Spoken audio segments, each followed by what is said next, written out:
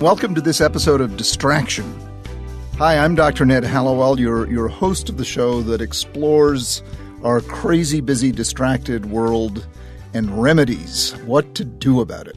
We're lucky in that we have one of the world's experts available to us today, Dr. John Kabat-Zinn, who has been at this for longer than I care to think, and really has brought mindfulness and mindfulness training to the United States and to the world, to physicians, to college students, to people of all ages and genders, and has proven the tremendous health benefits that go along with it. We'll hear from Dr. Herbert Benson. Dr. Benson founded Harvard's Mind-Body Medical Institute. His book, The Relaxation Response, triggered interest in not only in mindfulness training, but in transcendental meditation, which was a huge movement back in the 60s and 70s. Ever since I was a little kid, because of the family I grew up in, I was interested in why the arts spoke in a particular language and medium, and why the sciences spoke in a different language or medium. That was John Kabat-Zinn. John Kabat-Zinn has pioneered mindfulness training in the United States. He's based at the Center for Mindfulness in Medicine, Healthcare, and Society at the University of Massachusetts Medical School, but his real home is the world at large. My working definition of mindfulness is that it's awareness, and it's the awareness that arises systematically through paying attention on purpose in the present moment, non-judgmentally. And so mindfulness in some way is really like a way of being more than a series of techniques that you operationalize. We're an ADD and an ADHD society, and then and a world, an ADD world, so to speak. Yes. And I think we're all suffering from it in some ways that are obvious, in other ways not so obvious. How did you get started? My father was a very accomplished scientist, and my mother was a completely unknown but extremely prolific painter. And I could see, even as a small child, that these were different ways of knowing the world, but they didn't really intersect very much. And it was when I was a graduate student at MIT, and I went into science to sort of try to understand in my own mind the nature of consciousness. And right. I was studying molecular biology, what would now be called neuroscience, right. to study the nature of the brain and the mind and consciousness. Right. So while I was at MIT, I heard a talk by an American Zen master who had spent a lot of time in Japan, and it just struck me in such a way that it changed the direction of my life. He was talking about Buddhist meditative practices, awareness, or whatever you want to call it. So that's how I got started. Well, what would you say to the listeners to change the trajectory of their lives? The core essence of it all is to be who you already are, rather than get lost in who you are afraid you are or think you might be and want to be in the only moment we ever get, which is just this one. So that's easy to say, but it turns out that it's a non-trivial thing to actually engage in. So if a listener is saying, yes, I want to do that, What are the practices that he or she should learn?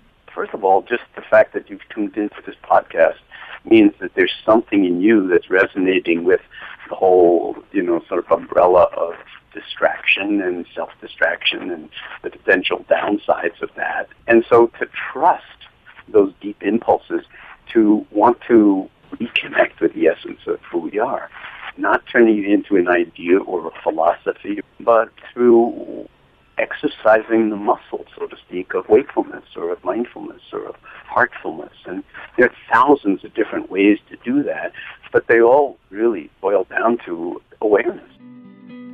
We'll hear more from John Kabat-Zinn later. Following up on the ideas of John Kabat-Zinn and others on mindfulness, I was lucky enough to speak with an author by the name of Sevilla Gover. She has a wonderful book called Finding Joy in Every Moment. And she's full of ideas that can help us all in bringing us into an ability to cherish what we have. As a rabbi said, happiness is not having what you want, it's wanting what you have. And Sevilla is quite an expert at doing that. We have sort of this illusion that we'll feel better if we're distracted from our day-to-day life or our experience. But the truth of the matter is just the opposite, which is we need to find ways to, whether it be through taking a conscious breath or two or tuning into our five senses, to become mindful, to become present in our experience. And when we do, I find, and the people I work with find, that there is literally joy and goodness all around. I don't think anyone would disagree with what you've said, that we're allowing ourselves to sort of be rushed past what really matters in life. So if someone says, okay, Sevilla, you're right, how do I do it? Well, what I would say to them is that it's actually a matter of retraining our thinking so that all we're doing ultimately is making subtle shifts one moment at a time. So, for example, anywhere, anytime, one of the easiest ways to come back into the present moment is to just close your eyes for the length of time it takes to take one conscious breath in and one conscious breath out, and then open your eyes again. But my book, Joy in Every Moment, is pretty much jam-packed with little tips and techniques. So if you're sitting around and you open up the book, there'll be an idea for how you can do this, how you can come into the moment. This exercise I love, it's called the 4 Smiles exercise. And basically all you do is take a moment, let your mouth soften into a smile, and then sort of expand that smile for each of the next 3 breaths, first expanding it so you feel your whole mouth, not just your lips, but your whole inner mouth soften and rise into a smile, your forehead, your throat, and you keep feeling that smile expand until you feel it in your heart. That literally takes 4 breaths, and you're feeling a lot more buoyant. So one of my favorites is the 10 Wonderful Things, which basically is each day you end the day by making a list of 10 wonderful things about the day that just passed. And what that does is it helps you, once you get into this habit of doing it each day, is it helps you to tune in during the day to look for those 10 things. And they can be as simple as a color, a sound, a taste, and all these things can make it to your list at the end of the day. Yeah. So this is a quote by Viktor Frankl. It says, "Happiness cannot be pursued, it must ensue." Yes. Yeah, so we have to allow happiness to unfold in our lives. We need reminders all day long because there's so much in our world that pushes us the other way, that pushes us into pessimism and hopelessness. Yes, yes. Well, let me just once again state the name of your book, Joy in Every Moment, Mindful Exercises for Waking to the Wonders of Ordinary Life. I can't thank you enough for joining me on our podcast. Thank you. It's truly my pleasure. Maybe the grand master in the field, the one who really introduced orthodox medicine to the power of the mind-body relationship and mindfulness training, is Dr. Herbert Benson. He doesn't know it, but I knew him many years ago, before I even went to medical school, when he was doing his pioneering work and upsetting people by talking about the relaxation response, which proved to be probably the single most pioneering book in the entire field. We're really lucky to have Dr. Benson join us today. People thought I was absolutely crazy. Went back to my reading of William James in college at Wesleyan. Yes. That people might be experiencing something that was universal. Yes. I was writing a paper, Does God Exist? And I settled for James. Then I went to Harvard Medical School and learned about Cannon's fight-or-flight response. Yes. That was fundamental, too. Then I noticed in my patients, I went into hypertension after graduation and noticed that they were having higher blood pressures when measured. And then I said, what's going on? So I went back to the school. You mean their blood pressure went up when their blood pressure was taken? Yes. And I could influence it by saying, or things like that. And then I went back to the medical school and set up an animal model of stress-induced hypertension. in monkeys using B.F. Skinner's reward system. Uh-huh. Some young people came to me and said, "Why are you fooling around with monkeys? Study us. We practice TM." Uh-huh. I said, "No way. That'd be the end of my career." That's how bad it was. And then I said, wait a minute, what's going on? These were days before human studies committees, and I didn't have to worry, so I just did it, and there were the dramatic changes. And I said, oh, there's your life. We'll hear more from Dr. Benson in a moment. These days, there are many, many people out there like Dr. Benson. When Dr. Benson started, he was almost alone. But now there are many, many people doing incredibly creative, innovative work in the mind-body relationship, in the relaxation response, and helping us to practice the art of mindfulness and being calm. One of my absolute favorites, I am so glad we were able to reach him, is a man by the name of Alex To, who created this amazing app called Calm, C-A-L-M. I got into meditation when I was a teenager. I was going through a tough time at school with my exams, feeling stressed out, and I was trying to find a way to really relax my mind and be able to focus better so that I could study more effectively. And I had tried all sorts of different techniques, but mindfulness meditation really stood head and shoulders above the rest. So I started my interest in it then and thought, wouldn't it be a great idea to actually put, meditation content online onto a website so that people could access it really easily and present it in a way that was more accessible for a sort of mainstream audience, separated from perhaps the mysticism and religious aspects that is typically associated with it. Alex told us about his main reasons for creating the Calm app. Bringing meditation to a mainstream audience, something that would bring positive values to the world. But also the science behind meditation has got really strong in the last 5 years. There's an exponential increase in the number of studies confirming that on the whole it's a good thing to do, and it helps people in many ways, whether it's reducing anxiety or stress or increasing focus and creativity and general happiness. And then secondly, the mobile revolution has happened, and this is a sort of ideal venue for bringing meditation to people because we have our phones with us at all times, and we can do a meditation on the go. Alex said he's gotten a lot of positive feedback from people using the app. The response has been just tremendous, really. I mean, we often hear the phrase that it's changing lives, and it's not so much that the app is changing lives or Calm is changing lives, but it's meditation. It's opening a door to self-help that really works, and the changing lives component is actually individuals changing their own lives, and we're just there to help them do that. Thanks to Alex for taking the time to speak with us.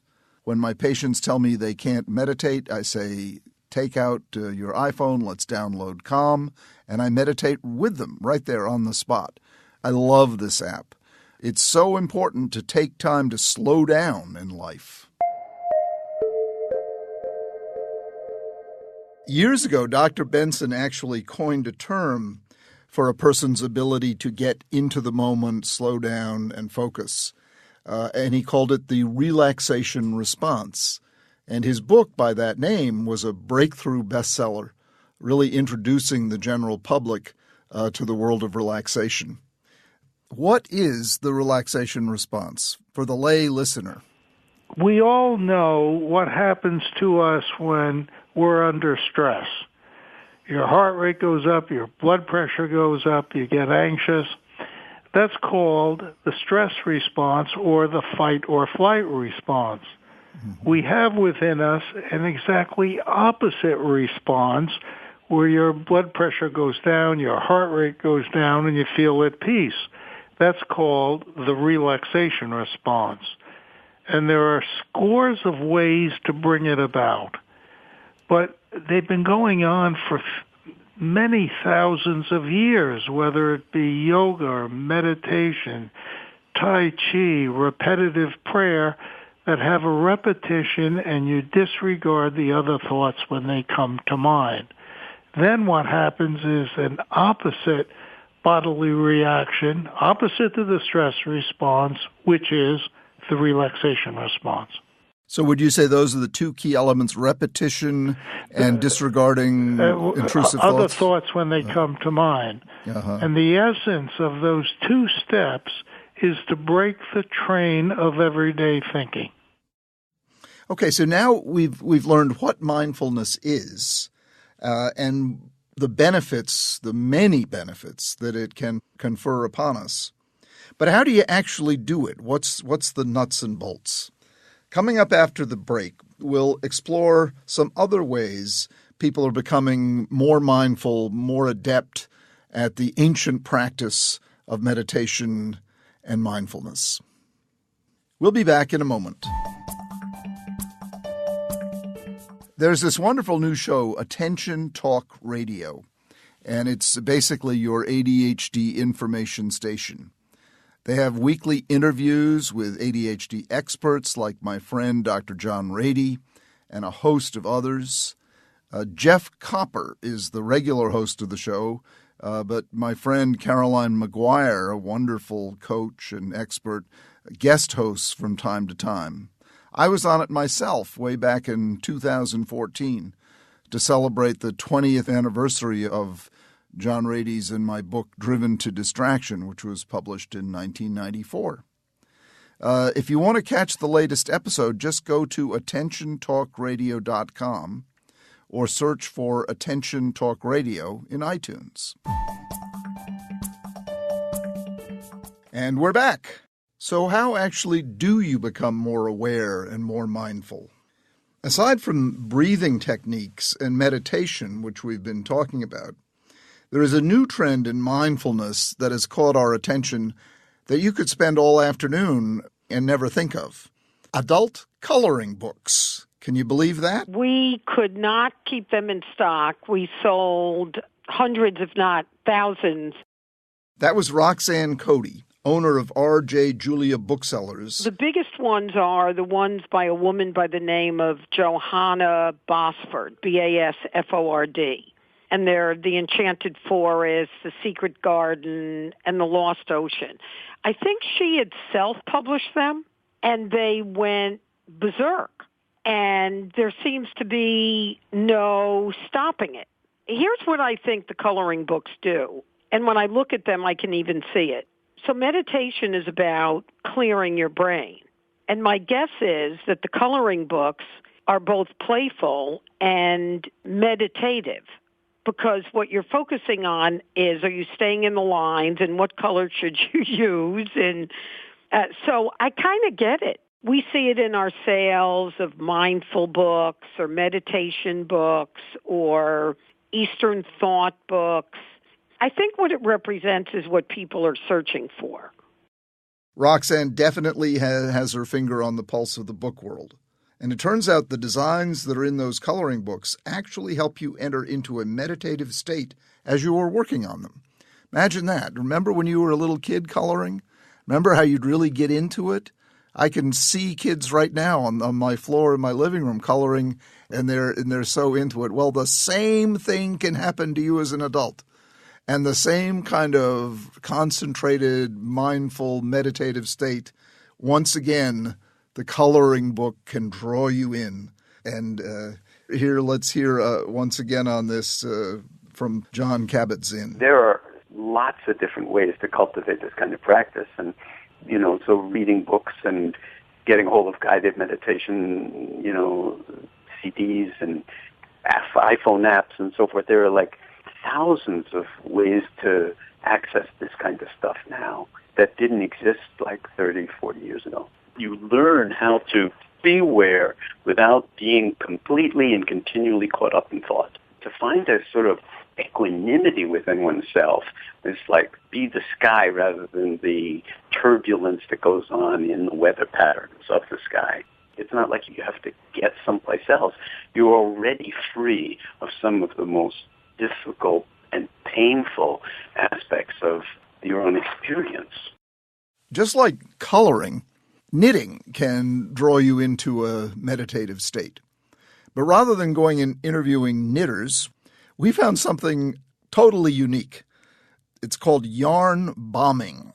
Now, what this means, people are not bombing cities with yarn. It wouldn't be very explosive.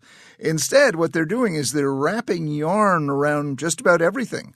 Bike racks, light poles, cars, buses, totally covered with designs of yarn.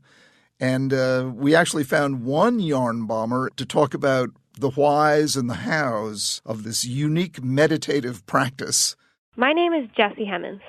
I actually learned how to crochet when I was like a juvenile delinquent, I guess to call it. I was in like a boot camp, a juvenile boot camp, and I saw a book actually called Yarn Bombing.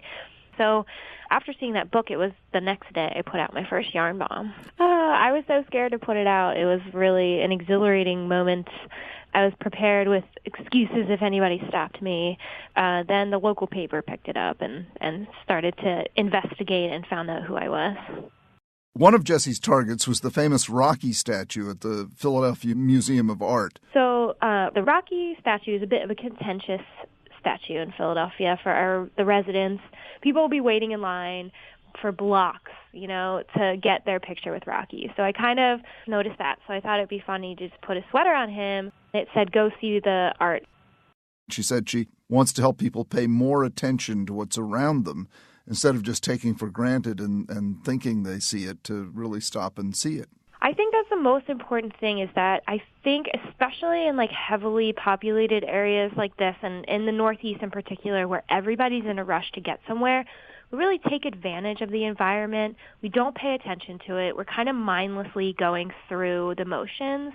And so a lot of the reason why I use really bright knitting in particular is to kind of jolt people out of that and kind of get them to just be present for a moment. My thanks to Jessie Hemmons. You can find her work at ishnits.com. That's ISHKNITS.com. And we'll also put her link on our Facebook page. Yarn bombing, can you believe that? It's just a testament to the human imagination. Well, I hope you've been intrigued by our show on mindfulness. It's such a wonderfully diverse topic, and one that really deserves the widest possible application. Can you believe yarn bombing or adult coloring books? Not to mention the wisdom of John Kabat-Zinn and Herbert Benson. This world of mindfulness is so readily accessible. It's free, and it's tapping into a capacity that we all have if we'll only use it. Please, as usual, if you have a question, a comment, or a show idea, call us at 844-55-CONNECT or email us directly at connect@distractionpodcast.com. And please also subscribe to our show on iTunes and leave a review. It helps us with ratings, which, as you know, we have to achieve in order to continue the show. Distraction is produced by Collisions, the podcast division of CRN International. Collisions, podcasts for curious people. Earlier in the show, we spoke with the inventor of the Calm app, Alex Tu. So we thought we'd leave you with some sounds from that app to close out the show. As we fade out, you'll hear the sound that you can download on your iPhone. It's a marvelous way of sort of drifting into mindful wandering. Allow your eyes to close and bring your palms to rest on your thighs.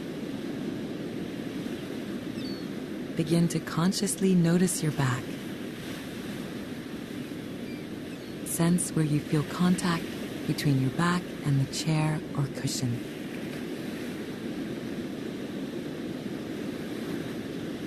Let your shoulders relax.